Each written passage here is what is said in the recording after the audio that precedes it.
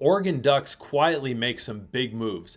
Let's talk about it. My name is Aaron. I'm Paul. And we are the Big Ten guys on the daily Big Ten news, rumors, insight, analysis, whatever the heck you want to hear right here. Don't miss out. Paul, tell them what they got to do. Hit that like button, hit that subscribe button, and get those notifications on. We got a lot of good things coming this summer. Don't miss out. Today we're talking about the Oregon Ducks. And a lot of people forget that, yes, they lost a lot of people. But Paul, they reloaded, and they reloaded big time, and I think they're going to surprise a lot of people, especially at the end of this episode. What we're going to jump into, I don't think a lot of people realize, and it's going to blow your mind. So let's jump right into it. First and foremost, Mackay Hughes. Paul, tell us about Mackay Hughes.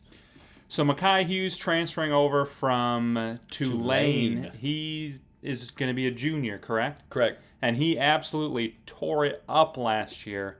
1,400 rushing yards, 15 touchdowns, averaged over 5 yards a carry.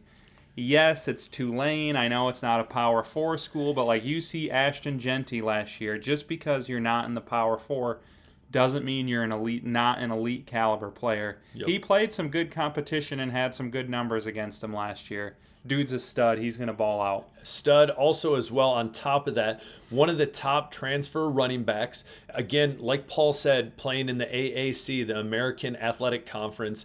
Competition, a lot of people are like, you're going up against the Mean Green in North Texas. You're going up against Rice. Regardless, D1 football, if you're putting up those numbers, that is impressive, especially having 5.3 yards a carry. Very impressive for this Oregon team that's, let's remember real quick as we pan over to this, lose Jordan James to San Francisco 49ers. So we'll see if Christian McCaffrey's not hurt and if he gets some playing time, who the heck knows.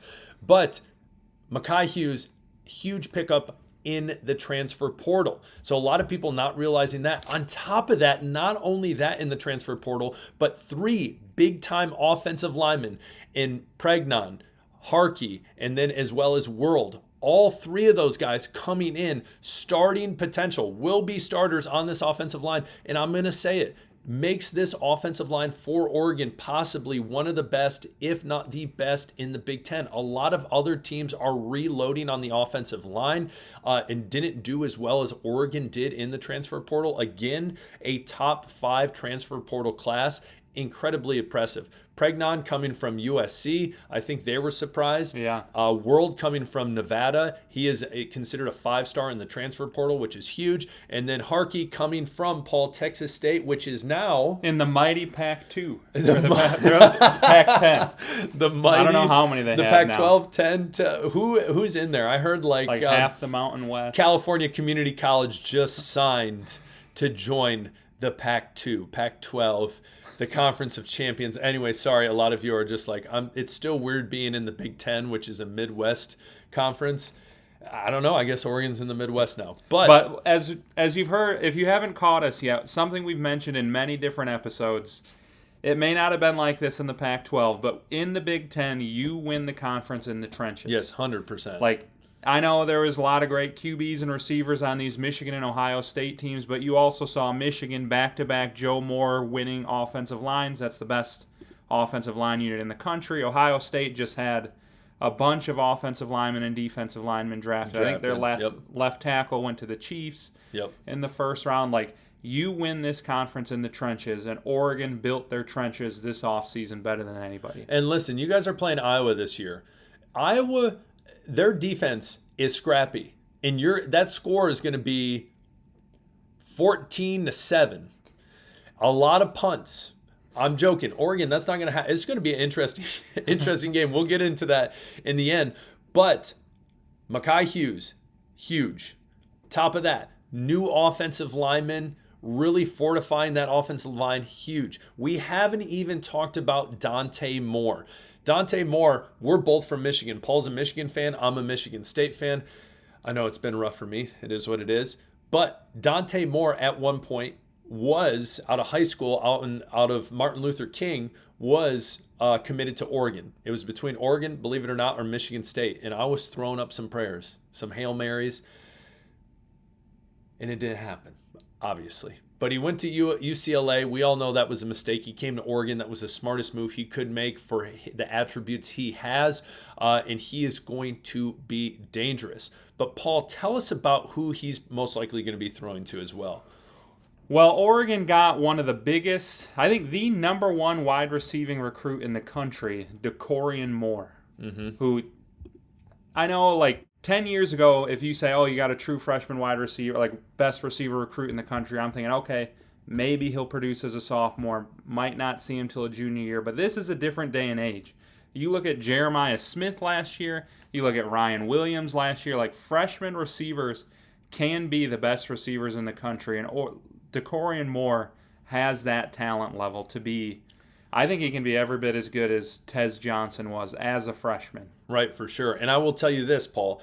Will Howard, in his when he was in the playoffs for Ohio State, had an unbelievable handful of games in the playoffs.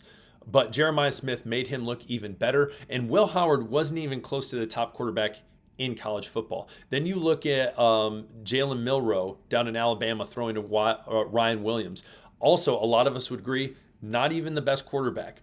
Dante Moore has the potential to be a big-time quarterback in college football. One of the best, a future first-round draft pick. I am not just saying that because I want to hype people up. Again, I wanted him at Michigan State. I wanted him to stay in the state of Michigan, and it didn't happen. I know plenty of teams, high school teams, that played against him, and they got absolutely trounced. The local team here that we grew up, that's one of the best in the country, it's called Muskegon. They destroyed them in the state championship, and they put out D1 players yearly. So Dante Moore is the real deal, and I think a lot of you've seen that and know that and see that potential. The more to more connection, not a lot of people are talking about it. Not a lot of people are talking about this offensive line. Not a lot of people are talking about Mekhi Hughes. And so they will be. It's building for Oregon, and it's a lot of people think, oh, they're going to have a down year. I would be very surprised. And here is the big reason why. We look into my fault. The schedule is not coming up. Let me try that again. Let me refresh. If it's not going to come up, we'll just have to talk it over while.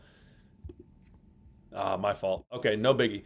Well, so we're going to look at the schedule. Schedule is not crazy. We'll read it out loud to you. So first 3 games, you have Montana State, easy win. Should be an easy win. Montana State has gotten better in the FCS ranks, and not a bad competition for FCS, but they should kill them. Oklahoma State, Mike Gundy, always interesting, but it's at home. Win. Northwestern, easy win. Trash, win. Oregon State, one of the few OGs in the Pac-2, joining Texas State and those other teams, not good. Ever since John Smith left, not good. Trash. Your toughest game on the schedule, Happy Valley, Penn State. I think that's a tough game. I think when we did our Penn State video, we said that we were leaning Penn State.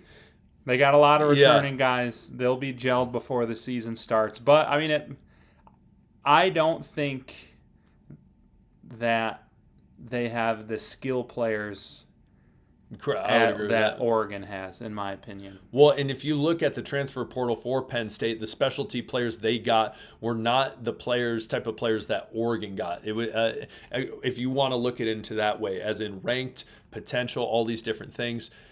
But again, I'm still leaning Penn State. They have a ton of returning guys.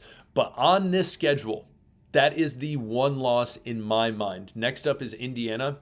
They're taking a step back. Paul, what do you think about Rutgers? I don't think anybody has any thoughts on Rutgers. It's a win. That's a win. Rutgers, Oregon, as you get into the Big Ten, you'll begin to smile when you see Rutgers on your, like, it's just like let's rest our guys for a half. We'll win it 45-10. Who is that in the Pac-12? I feel like that was maybe Arizona for a handful of years, Stanford for a handful of years. Like, there's certain ones in there that they were just absolute trash. Wisconsin, let's just say they're bringing in, was it Billy Edwards, quarterback from Maryland? Not great. Not good. Win. Iowa, that's your second toughest game, I would say. It's a sneaky game on the road. You're in the pink locker rooms. It's tough. I don't know if Oregon fans are familiar with the pink locker rooms, but they psych players out. It's a tough place to play. I think Oregon is a much better team, but that's a sneaky tough game. And Iowa can bring out your worst. They can make your offense look really bad. and there's a lot of punts, but that's Big Ten football, and Iowa plays it really well. Minnesota, not good. Win. USC, rebuilding, but not reloading like Oregon is. I take that as a win. In Washington, Demon Williams. Demond Williams, there we go. Great quarterback, but I just don't think they're ready. They have the weapons they should, like they did when they made their national championship run.